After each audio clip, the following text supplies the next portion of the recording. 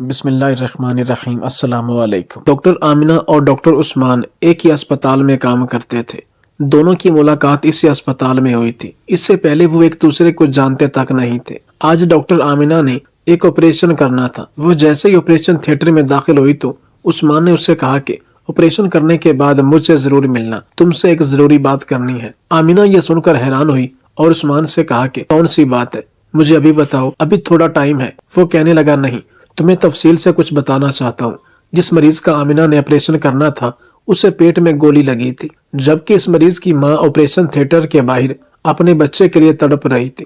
وہ بار بار ڈاکٹر آمنہ اور باقی ڈاکٹروں کی منت کر رہی تھی کہ میرے بیٹے کو بچا لو، جبکہ وہ اس عورت کو تسلی دے رہے تھے کہ آپ اپنے بیٹے کے لیے دعا کریں۔ کامیابی سے آپریشن ہوا اور آپریشن کے بعد آمنہ اس بوڑھی عورت کے پاس آئی اور اس سے کہا کہ آپ کے بیٹے پر کس نے فائر کیا، جس پر اس نے ڈاکٹر آمنہ کو بتایا کہ اس کے سگے بھائی نے ہی اپنے چھوٹے بھائی پر فائر کیا اور پھر گھر سے بھاگ گیا، ابھی تک وہ گھر سے غائب ہے۔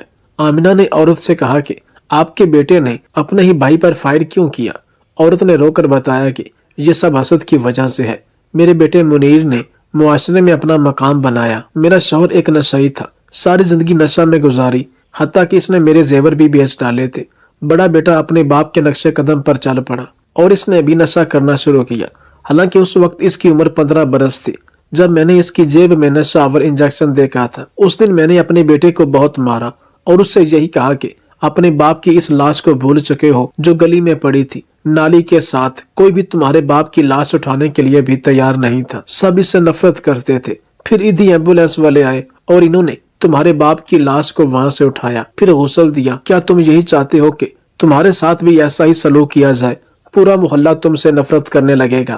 مگر میری اتنی سختیوں کے باوجود اسد کے رویے میں کبھی بھی بہتری نہ آ سکی۔ اسے 1 سال ہو چکا تھا نشہ کرتے ہوئے، اور 1 سال بعد مجھے پتا چلا کہ اسے نشے کی لت لگ چکی ہے۔ میرے پاس کچھ نہیں تھا جس سے میں اس کا علاج کرواتی، مگر وہ اپنا نشہ پورا کرنے کے لیے اب چوری کرنے لگا تھا۔ چھوٹے بھائی منیر نے اپنے باپ کی حالت دیکھی تھی، اپنے بڑے بھائی کو بھی دیکھ لیا تھا۔ اسے اس بات کا اندازہ تھا کہ محلے والے ان کو کس نظر سے دیکھتے ہیں، نہ اپنی خوشی میں شریک کرتے ہیں، اور اگر ان کا بس چلے تو اپنی غمی میں بھی شرکت نہ کرنے تھے۔ اس نے محنت کی، پڑھائی میں کافی لائق تھا، لہٰذا ڈگری مکمل ہونے پر بینک میں جاب بھی مل گئی۔ اسد کو جب پتا چلا کہ چھوٹے بھائی کی جاب ہو چکی ہے اور ایک اچھے خاندان میں اس کا رشتہ بھی طے ہو چکا ہے تو وہ اسد سے حسد کرنے لگا۔ پھٹے پرانے کپڑوں کے ساتھ وہ اس کے بینک میں چلا جاتا تاکہ جب لوگوں کو پتا چلے کہ میں منیر کا بھائی ہوں تو وہ اس کا مذاق اڑائے اور اس کو حقارت کی نظر سے دیکھے۔ نشہ پورا کرنے کے لیے جب اسے کوئی پیسہ کہیں سے نہ ملتا تو چوری سے جگاڑ لگاتا، تب وہ اپنے بھائی سے بھی پیسے مانگتا، اسی بھائی سے جس کو وہ دیکھ نہیں سکتا تھا اور اس سے جلتا تھا۔ منیر کو اپنے بھائی پر ترس آتا تھا، وہ اسے یہی کہتا کہ میں آپ کا علاج کروانا چاہتا ہوں، آپ یہ نشہ چھوڑ دیجئے۔ اسد اس سے یہی کہتا کہ ٹھیک ہے بھائی، میں آپ کی بات پر ضرور عمل کروں گا، لیکن وہ صرف اسے بے وقوف بناتا تھا اور جھوٹ بولتا تھا۔ جب منیر نے دیکھا کہ اس کا بڑا بھائی اس کی نصیحت پر عمل نہیں کر رہا تو اس نے اسے پیسے دینے بند کر دیے۔ اسد اب منیر کو تنگ کر رہا تھا کہ مجھے 20,000 روپے کی ضرورت ہے، لیکن منیر نے کہا کہ میں تمہیں 1 روپیہ بھی نہیں دوں گا، میری حرام کی کمائی نہیں کہ جو میں تمہارا نشہ پورا کرنے کے لیے تمہیں دے دوں۔ غصے میں اس نے اپنے بھائی پر ہی فائر کر دیا۔ آج میرا بیٹا اپنے بڑے بھائی کی وجہ سے زندگی اور موت کی کشمکش میں ہے۔ آمنہ نے اسے تسلی دی کہ آپ اپنے بیٹے سے اب مل سکتی ہیں، آپ کا بیٹا ہوش میں آ چکا ہے، اس کی حالت اب خطرے سے باہر ہے۔ میں آپ کو یہی مشورہ دوں گی کہ آپ اسد کو فوری گرفتار کروائیں، کیونکہ جو شخص ایک بار اپنے بھائی پر حملہ کر سکتا ہے وہ دوبارہ بھی ضرور حملہ کرے گا۔ ماں اپنے بیٹے کی طرف بھاگی۔ ایک ماں کا اپنے بیٹے کے لیے پیار دیکھ کر آمنہ اپنے جذبات پر قابو نہ رکھ پائی۔ عثمان کے آفس آئی تو عثمان نے کہا کہ کیا بات ہے، آج تمہاری طبیعت ٹھیک نہیں؟ آمنہ نے کہا ہاں میں ٹھیک ہوں، بس یہی دعا کرتی ہوں کہ خدا کبھی کسی ماں کو اولاد کا دکھ نہ دے۔ آج ایک بڑے بھائی نے اپنے چھوٹے بھائی پر فائر کیا تھا، میں نے اس لڑکے کا کامیاب آپریشن بھی کیا، اس کی جان بچ گئی اور اس کی ماں اپنے بیٹے کے لیے بہت پریشان تھی، بس یہی سوچ رہی تھی کہ ایک بیٹا اپنے باپ کے نقشے قدم پر چل پڑا، وہ اپنے باپ کی غلطی سے نہ سیکھا، اور دوسرا بیٹا چونکہ اس سے چھوٹا تھا، اسے اس بات کا احساس ہے کہ باپ کی وجہ سے معاشرے میں جو ہماری بدنامی ہوئی ہے، اسے اپنے اخلاق اور رویے سے اس بدنامی کو ختم کرنا چاہتا ہے۔ عثمان نے کہا ہاں، بس یہ اپنے ظرف کی بات ہے۔ آمنہ پوچھنے لگی کہ مجھ سے کیا بات کرنی تھی، جلدی بتاؤ، کیونکہ گھر جانا ہے۔ عثمان نے کہا کہ میں آپ کو اپنی والدہ سے ملانا چاہتا ہوں۔ میں نہیں جانتا کہ میری ماں تم سے ملنے کے لیے اتنی بےتاب کیوں ہے، لیکن پچھلے کئی دنوں سے وہ مجھ سے یہی کہہ رہی ہے کہ ڈاکٹر آمنہ کو میرے گھر لے آؤ۔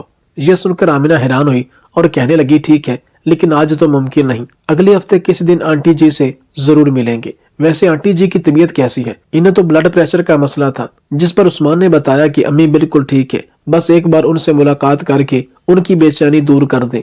یہ سن کر آمنہ مسکرانے لگی اور عثمان سے کہنے لگی کیا میں اتنی خاص ہوں کہ کوئی مجھ سے ملنے کے لیے اتنا تڑپ رہا ہے؟ عثمان نے کہا ہاں، تمہیں اپنی قدر کا اندازہ ہی نہیں، کبھی اپنے آپ پر غور تو کرو، اپنے آپ کو جاننے کی کوشش کرو تو تمہیں پتہ چل جائے گا، مگر تم اپنے لیے وقت ہی نہیں نکالتی۔ آمنہ واپس چلی گئی، اپنی چھوٹی بہن روبینہ سے کہنے لگی کہ عثمان کی ماں مجھ سے ملنا چاہتی ہے۔ ایسا کیوں چاہتی ہے؟ وہ روبینہ نے کہا مجھے کیا پتا، شاید وہ آپ کو اپنے گھر کی بہو بنانا چاہتی ہو۔ اس پر آمنہ کو غصہ آیا، کہنے لگی کہ اگر دوبارہ ایسی بات کی تو منہ توڑ دوں گی۔ روبینہ کہنے لگی اچھا، میری بات پر اتنا غصہ کیوں ہے؟ فرض کرو وہ ایسی ڈیمانڈ کرے تو کیا عثمان کے لیے تم انکار کرو گی؟ حالانکہ تم لوگوں کا سٹیٹس ایک ہے، ایک ہی جگہ کام کرتے ہو، دونوں سرجن بھی ہو۔ آمنہ اپنی بہن سے کہنے لگی یہ بات نہیں، بس مجھے ایسا کیوں محسوس ہوتا ہے کہ عثمان مجھے صرف ایک دوست کی نظر سے دیکھتا ہے، ورنہ اگر وہ مجھے پسند کرتا تو ایک بار مجھ سے اپنی پسند کا اظہار ضرور کرتا، اور میں بھی اس کے بارے میں کچھ جانتی کہ وہ کس کو پسند کرتا ہے۔ خیر میں اس کی ماں سے ملوں گی ضرور، اور یہ جاننے کی کوشش کروں گی کہ آخر وہ مجھ سے کیوں ملنا چاہتی ہیں، جبکہ اس سے پہلے تو انہوں نے مجھے کبھی دیکھا تک نہیں۔ بس عثمان کی زبانی انہیں اس بات کا علم ہے کہ میں اسی اسپتال میں جاب کرتی ہوں جہاں ان کا بیٹا عثمان جاب کرتا ہے۔ آمنہ نے اپنی بہن کو منع کیا کہ گھر میں کسی کو نہیں بتانا کہ میں ڈاکٹر عثمان کے گھر جاؤں گی اور اس کی والدہ سے ملاقات کروں گی۔ روبینہ نے کہا اس میں کیا برائی ہے، میں کیوں نہ بتاؤں؟ جس پر آمنہ نے کہا کہ تم ابا کو نہیں جانتی کیا؟ وہ بہت سخت ہے، انہیں یہ بات پسند نہیں ہوگی، اور تم جانتی ہو کہ میں ابا سے کتنی محبت کرتی ہوں، ابا کی ناراضگی میں مول نہیں لے سکتی۔ روبینہ نے اپنی بہن سے وعدہ کیا کہ ٹھیک ہے، میں کسی کو نہیں بتاؤں گی۔ اگلے دن آمنہ جیسے ہی اسپتال گئی تو عثمان نے دوبارہ کہا کہ میں آپ کو اپنی ماں سے ملوانا چاہتا ہوں۔ آمنہ نے کہا ٹھیک ہے، آج بریک ٹائم میں ہم آنٹی جی سے ضرور ملاقات کریں گے۔ عثمان اپنی گاڑی میں آمنہ کو لے کر ماں سے ملوانے لے گیا۔ عثمان جیسے ہی گھر میں داخل ہوا اور عثمان کی ماں سریا کی نظر جیسے ہی آمنہ پر پڑی تو بھاگتی ہوئی اسے سینے سے لگایا اور پھر رونے لگی۔ اس پر جہاں آمنہ حیران تھی وہاں عثمان کی حیرانگی میں اضافہ ہوا۔ سریا اسے پیار کر رہی تھی، ساتھ ساتھ یہ بھی کہہ رہی تھی کہ تجھے دیکھنے کے لیے، تجھ سے ملنے کے لیے میں نے بہت انتظار کیا، ایک لمبا انتظار۔ آمنہ کا منہ کھلے کا کھلے رہ گیا، جبکہ عثمان اپنی ماں سے پوچھ رہا تھا کہ ماں کیا آپ آمنہ کو جانتی ہیں؟ جس پر سریا نے کہا کوئی اپنے خون کو کیسے نہیں پہچانتا، یہ میری بھتیجی ہے، میرے بھائی انور کی بیٹی۔ آمنہ نے جیسے ہی یہ بات سنی تو اس کے رونگٹے کھڑے ہو گئے، اسے اپنے کانوں پر یقین نہیں آیا۔ یہ سریا سے کہنے لگی آپ میری پھپھو ہیں، ایسا کیسے ممکن ہے؟ ابا نے تو مجھے بتایا تھا کہ پھپھو کا جوانی میں انتقال ہو چکا تھا، اس وقت میں بھی چھوٹی تھی۔ سریا نے ایک بار پھر آمنہ کو گلے سے لگایا اور کہا ہاں اس وقت تو بہت چھوٹی تھی، بھائی جان کے لیے تو میں مر چکی تھی، کیونکہ بھائی جان نے پورے خاندان سے مجھے لا تعلق کر دیا تھا۔ پچھلے 25 سال جیسے میں نے گزارے یہ میں جانتی ہوں، اور میری غلطی یہی تھی کہ میں نے اپنے شوہر کے کہنے پر بھائی صاحب سے اپنا حق مانگا تھا۔ انور بھائی تو مجھ سے واقف تھے کہ میں کیسی ہوں، میں نے تو کبھی بھائی سے جائیداد کا کبھی مطالبہ نہیں کیا تھا، بلکہ میں تو اس طرح کے مطالبات کو اپنے لیے موت سمجھتی تھی۔ لیکن حالات ہی کچھ ایسے تھے، ایک طرف میرا بھائی تھا اور دوسری طرف میرا شوہر، جس کا کاروبار دن بہ دن ڈوبتا جا رہا تھا۔ اس کے دوست نے اسے دھوکہ دیا تھا، سارا کاروبار برباد کر کے امریکہ چلا گیا۔ میرا شوہر ذہنی مریض بن چکا تھا، میں اپنے شوہر کو ان حالات میں نہیں دیکھ سکتی تھی۔ میں بھائی صاحب کے پاس آئی، اپنے شوہر کے حالات بتائے، حالانکہ جعفر نے میرے سامنے کبھی بھی اس قسم کی کوئی بات نہیں کی تھی کہ اپنے بھائی کے پاس جاؤ، میرے حالات اسے بتاؤ، جائیداد میں اپنے حصے کا مطالبہ کرو۔ مگر جب میں انور بھائی کے پاس آئی اور اسے بتایا کہ جعفر کے دوست نے اسے دھوکہ دیا، اس کا سارا کاروبار تہس نہس ہو چکا ہے، میں اپنے شوہر کی مدد کرنا چاہتی ہوں، مجھے جائیداد سے اپنا حصہ چاہیے، آپ چاہیں تو زمین کی قیمت مجھے ادا کر دے یا پھر زمین میرے نام کر دے۔ انور بھائی نے مجھ سے محض اتنا کہا کہ اگر تم جائیداد میں اپنا حصہ مانگتی ہو تو ایک بات یاد رکھنا، پورے خاندان سے تجھے الگ کر دوں گا، خاندان کی کسی خوشی غمی میں تو شریک نہیں ہو پائے گی۔ میں نے بھائی سے کہا کہ بھائی صاحب اگر میرا مطالبہ غلط ہے تو مجھے بتائیں، جو سزا دینا چاہیں مجھے منظور ہے، چلے میں آپ سے اپنا حصہ نہیں مانگتی، آپ جعفر کی مالی مدد کر دیں، تب ہی اس کا کام چل جائے گا، मैं आप पर राजी, आप मेरे बड़े हैं, वालिद की जगह हैं। अनवर भाई ने चिल्लाकर कहा कि अगर वालिद की जगह होता तो यूं बेहयाओं की तरह अपना हक ना मांगती। भाई की ये बात सुनकर मुझे अफसोस हुआ, गोया जो बहन अपने हक का मुतालबा करे वो बेहया है। भाई साहब तो खुद एक वकील थे, माहिर वकील, कानूनदान थे, सब जानते थे कि मेरी बहन का मुतालबा ठीक है या गलत है। वो एक भी केस अभी तक नहीं आ रहे थे, हमेशा जीत जाते थे। और जब मैंने जायदाद का मुतालबा किया तो शायद भाई साहब यही समझ रहे थे कि मैं भी इनके मुकाबले में आ चुकी हूँ।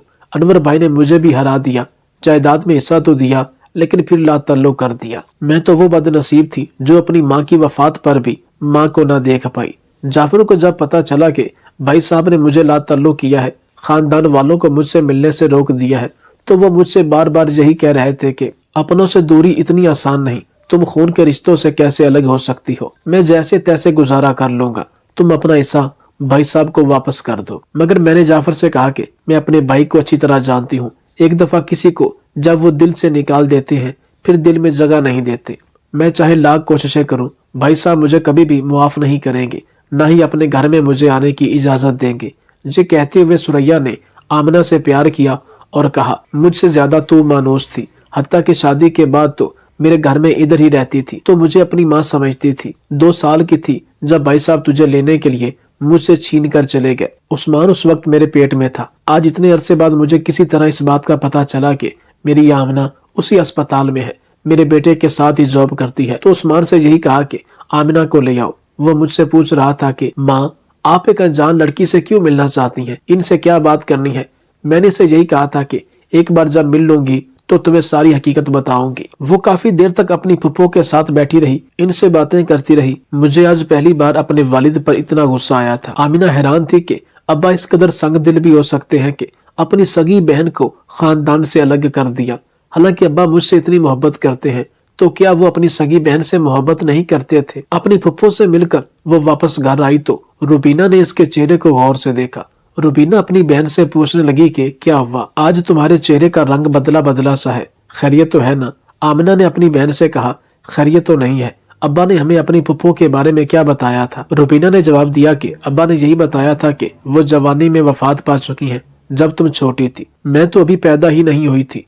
आमिना ने कहा जी बिल्कुल ऐसा ही है, लेकिन अब्बा ने हमसे झूठ बोला था, हमारी फुप्पो जिंदा है। रुबीना ने जब ये सुना तो हैरान हुई और कहने लगी ऐसा कैसे मुमकिन है। आमिना ने कहा मैं तुझे फुप्पो से मिलवाऊंगी, मेरे अस्पताल में जो लड़का उस्मान मेरे साथ काम करता है वो फुप्पो सुरैया का ही बेटा है। रुबीना कहने लगी अब्बा ने हमसे झूठ क्यों बोला था।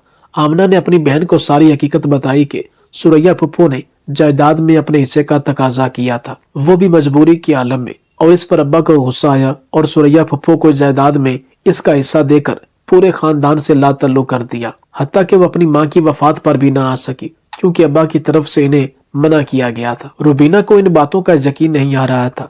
इसने अपनी बहन आमना से यही कहा कि मैं भी फुप्पो से मिलना चाहती हूँ, जिस पर आमना ने कहा ठीक है, मैं तुम्हें अपने साथ जरूर ले जाऊंगी।